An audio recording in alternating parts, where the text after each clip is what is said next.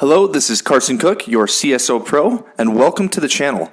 Don't forget to hit the subscribe button and turn on the notification bell so that you won't miss any of our future uploads. Enjoy the video. Hey guys, welcome back to the CSO Pro. Again, my name is Carson Cook, and today we're going to be talking about an inside sales tip, trick, topic that we need to speak about, also a face-to-face topic that we really need to speak about, and that's the very initial birth, guys, of the sale, and it's going to be the prospecting lead pitch.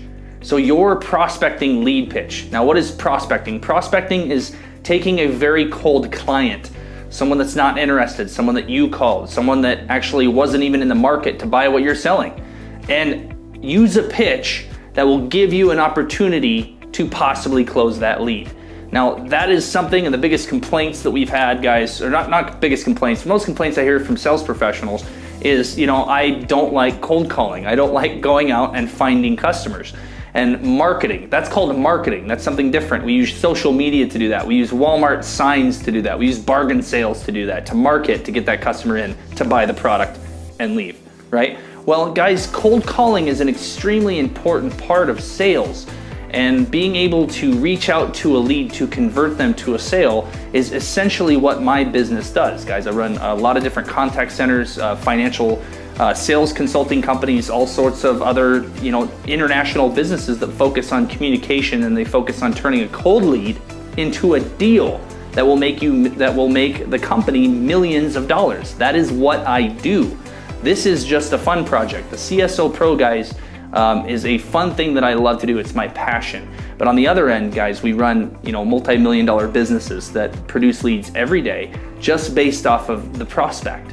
Okay, turning a prospect, someone that says no, into yes.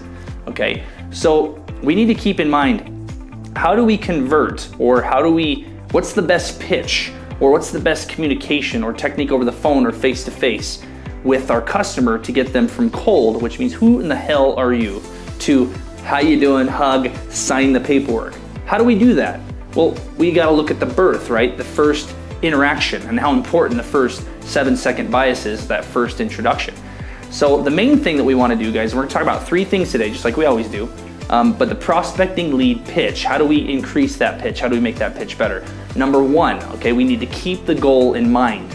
Keep the goal in mind, all right? Your job is not to sell them within that first point of communication.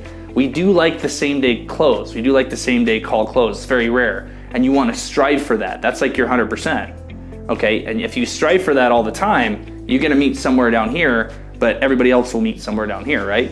So we want to make sure that we're always striving for the same day close. But it's very rare to take a cold lead and say, hey, how you doing? Good morning, to the signing of a deal. Very difficult to do. It's been done. I can do it. I try and do it every time I go into a sale. Every time I go into a communication where I want to do something, I try and get that group to do it. Okay?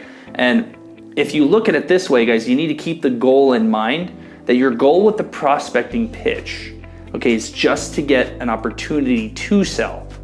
You're not selling right away. You're basically selling yes, but you have a company process. You have steps to the sale. You have a toolkit. A plumber has a toolkit. A mechanic has a toolkit. Okay, everybody has their toolkit. A sales professional has a toolkit, and their toolkit they bring to every sale in a box, a hypothetical box, and they open it up. It's their beautiful steps to the sale. It's their process, right? So you want an opportunity to be able to open up your toolkit and fix the problem. Open up your toolkit and help the customer. That's what you want to be able to do. So keep your prospecting pitch in mind, that your prospecting pitch is designed to only allow you to open up your toolkit. So when you keep that in mind, how do we actually get our customer to do that? Well, we have it in our mind that the only thing that we're trying to do is get an opportunity later to set an appointment, to set a phone call, to set a text message, to send an email, whatever it happens to be, that will have your customer agree to be taken through a sales process. Whether it's the car on the lot, whether it's the insurance person, whatever, is that first initial prospecting pitch when you call them. Remember, they're coming on the lot, you would have already called them. If they're coming in to meet with you for insurance, you would have already called them, or they would have already had a referral. Or if you're selling this or selling that, they would have already contacted you. When they contacted you, that's what I'm talking about. Not coming in for the first meeting. That's when you open up your toolkit and you start with the steps of the sale. Talking about everything on the outside, the phone call that you have to make, the way that you get them in, the email that you have to send, the message on LinkedIn that you have to give. keep in mind that's the only reasoning you're doing that is to get an opportunity to sell. Keep that in mind. That's how you perfect your prospecting pitch. The second thing is that how do we perfect our pitch? Our pitch needs to be exciting, it needs to be positive, and it needs to prove to that person, okay, it needs to prove to that person that that product will somehow change their life. Now, that doesn't mean that it's gonna be a world drastic change. We have all these videos on YouTube and all these videos on Facebook that say this is gonna change your life, you're a millionaire overnight. And that's gullible, that's bullshit, okay? But the thing is that even soft water pellets, as a door-to-door soft water pellet person, can show them how those soft water pellets will actually change their life. It doesn't have to be a big change, it can be a small change. But I'm not gonna sell the soft water pellets because that's really boring. What I'm gonna sell is I'm gonna sell the fact that, you might actually have a better day if you have a hot shower in the morning. And in your hot shower in the morning, if your water's not soft, your skin's gonna feel this way, you're gonna feel grimy, you're gonna replicate that, you're gonna get into a fight with someone, you're just not gonna have a good day. But when you start the day right with your cup of coffee, you start the day right with soft water, okay, and these pellets and why my pellets are better than everybody else, okay, you're gonna feel the difference. I'm selling the story. So that prospecting pitch needs to show your customer with a lot of energy and a lot of positivity how it can change their life, how it's gonna change their life for the better. And you need to make that as big as possible. Whether it's this big, but make it this big, because it is gonna change your life. And you're not asking for the sale right now. All you're doing is keeping in mind you're asking for the opportunity. Let me show you the opportunity to where I can take you through a process to show you how my soft water pellets are better than everybody else's, why my car is better, why my insurance plan is better, why this house is better, why our processing plan is better, why my financial packet is better for you, why this is better than that. Give me the opportunity and I will paint you that story. I will sell you, I will show you how it will change your life. Okay, that is how the prospecting pitch needs to be.